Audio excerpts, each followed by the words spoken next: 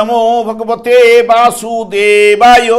আমার প্রিয় দর্শক বন্ধুকে আমার আন্তরিক অভিনন্দন, শুভেচ্ছা ও ভালোবাসা জানাই। আমি আশা করি অনাদির আদি গোবিন্দের অশেষ করুণায় আপনারা সকলেই কুশল আছেন। আজ আপনাদের কাছে যে গুরুত্বপূর্ণ বিষয়টি নিয়ে আলোচনা করতে চলেছি, অসুর গুরু শুক্রের প্রবেশ কর্কট রাশিতে 9/6/2026 থেকে 4 জুলাই 2026 পর্যন্ত কর্কট রাশিতে অবস্থান করবে। 3টি নক্ষত্রের মাধ্যমে কর্কট রাশিটি অতিক্রান্ত করবে এবং আগে থেকেই বৃহস্পতি কিন্তু কর্কট রাশিতে অবস্থান করছে, যা দেবগুরু এবং অসুর গুরুর সংযোগ কিন্তু এই কর্কট রাশিতে ঘটতে চলেছে।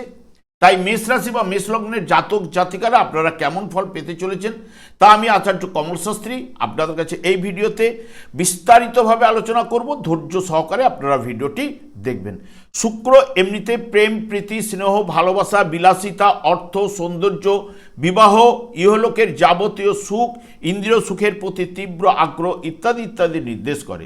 সেখানে বৃহস্পতি এমনিতেই পুত্রকারক, ধনকারক, বিদ্যা, জ্ঞান, আইন, পূর্বজন্মের কতটা পূর্ণ করেছেন তা নির্দেশ করে ইত্যাদি ইত্যাদি দুজনেই কিন্তু নির্দেশ করে।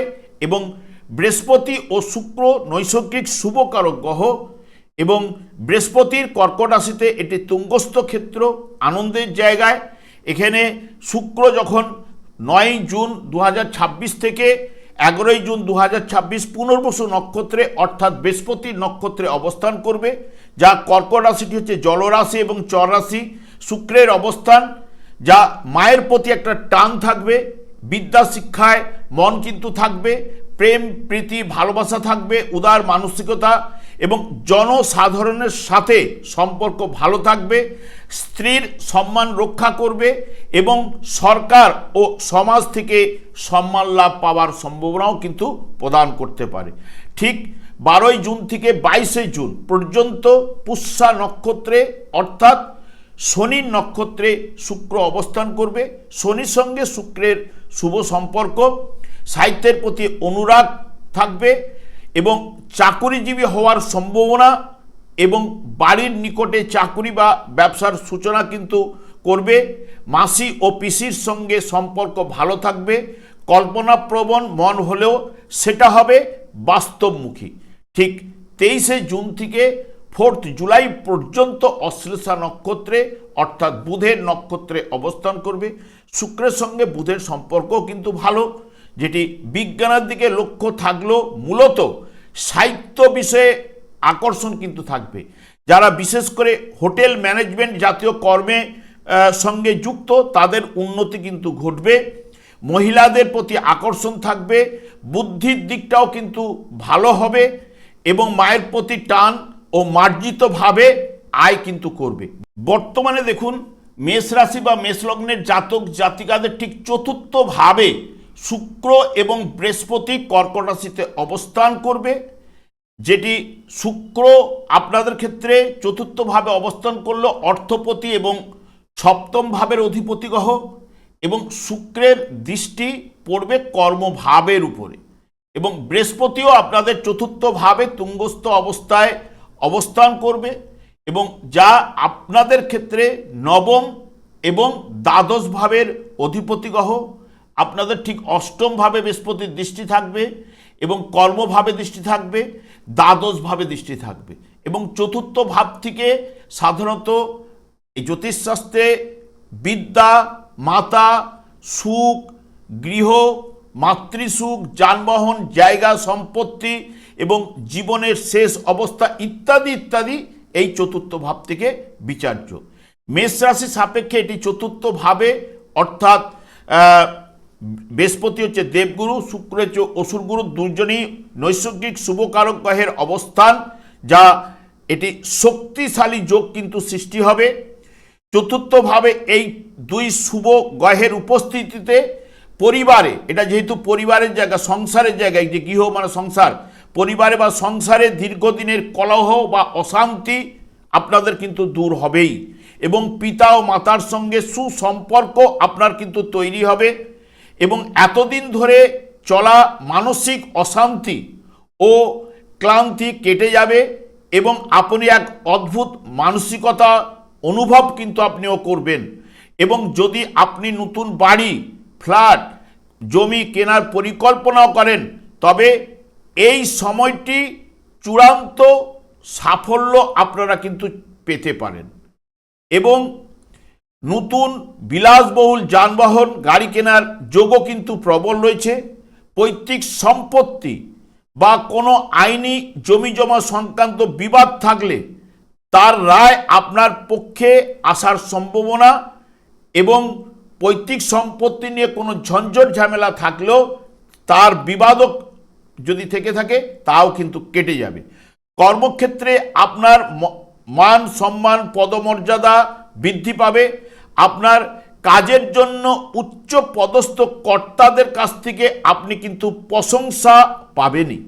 এবং মেষ রাশি যারা, যেহেতু চতুর্থ ভাব সাধারণত জায়গা সম্পত্তি, তাই রিয়েল অ্যাসেট, সোনা রূপা বা গাড়ি সংক্রান্ত ব্যবসার সঙ্গে যারা যুক্ত তাদের আকস্মিক অর্থ লাভের সম্ভাবনা কিন্তু প্রদান করতে পারে।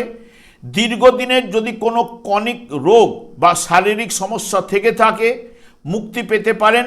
আপনার কর্মজীবনে বড় ধরনের ইতিবাচক পরিবর্তন কিন্তু নিয়ে আসতে পারে, এবং কাজকর্মে উন্নতি এবং সফলতাও কিন্তু আপনাদের আসবে। এতদিন ধরে যে অর্থ ভুল জায়গায় খরচ হচ্ছিল তা এবার কিন্তু আপনার বন্ধ হবে।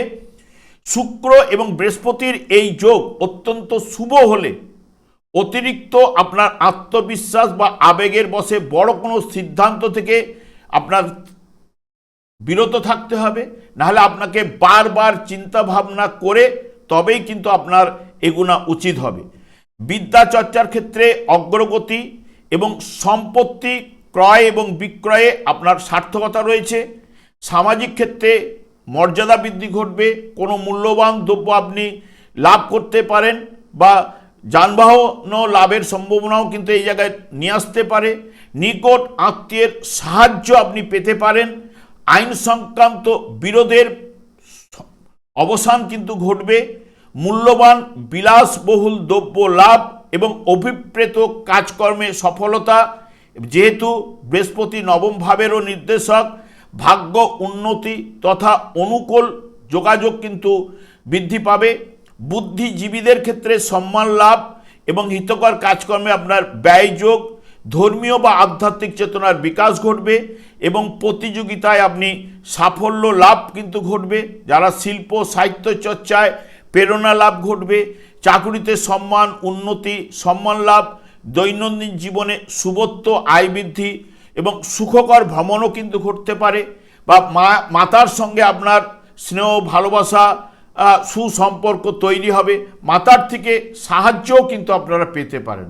এখানে যে যোগটি দেবগুরুর সঙ্গে অসুরগুরু সংযোগ ঘটছে, এবং এখানে শুক্র যে গোচরে প্রবেশ করবে কর্কট রাশিটি, কর্কট রাশি জলরাশি হওয়ার জন্য সফলতা কিন্তু এমনিতেই প্রদান করে থাকে। এবং যেহেতু এটি চন্দ্রের ঘরে শুক্রের অবস্থান বা বৃহস্পতির অবস্থান, যা আপনাদের শুভ প্রভাব কিন্তু নিয়ে আসতে পারে। তবে আপনারা যদি মনে করেন যাদের জন্মকালীন শুক্র এবং বৃহস্পতি যদি অশুভ দুর্বল পীড়িত থাকলে, এবং এই দুটি গ্রহ সাধারণত নারায়ণকে নির্দেশ করে, তাই নারায়ণের নাম জপ করতে পারেন বা বিষ্ণুর নাম জপ করতে পারেন বা হরে কৃষ্ণ মহামন্ত্র আপনারা জপ করতে পারেন। না হলে ওম নমো ভগবতে বাসুদেবায় এই নামটিও আপনি 108 বার জপ করতে পারেন। দেখবেন এই গ্রহগুলো কিন্তু আপনাকে শুভ প্রভাব কিন্তু বিস্তার ঘটাতে পারে। আমি আর দীর্ঘায়িত না করে, আমি আচার্য কমল শাস্ত্রী প্রত্যেক বুধবার এবং শুক্রবার সন্ধ্যা 8:30 মিনিটে এই ইউটিউব চ্যানেলে লাইভ অনুষ্ঠান করে থাকি। ঠিক ওই সময় আমাকে ফোন করলে আপনারা নিজেদের ভাগ্য বিষয়ে জানতে পারবেন। তাছাড়া বিভিন্ন ধরনের ভিডিও আপলোড করে থাকি, সেগুলি পাওয়ার জন্য আমার চ্যানেলকে সাবস্ক্রাইব করে বেল আইকনে ক্লিক করে রাখুন। যখন আমি লাইভ অনুষ্ঠান বা যে কোনো ভিডিও আপলোড করলে আপনাদের নোটিফিকেশন পৌঁছে যাবে। আমি অনাদিরাদি গোবিন্দের কাছে প্রার্থনা করি আপনারা ভালো থাকুন, সুস্থ থাকুন, আনন্দে থাকুন। আজ এই পর্যন্ত, পরে ভিডিও দেখা হচ্ছে। নমস্কার।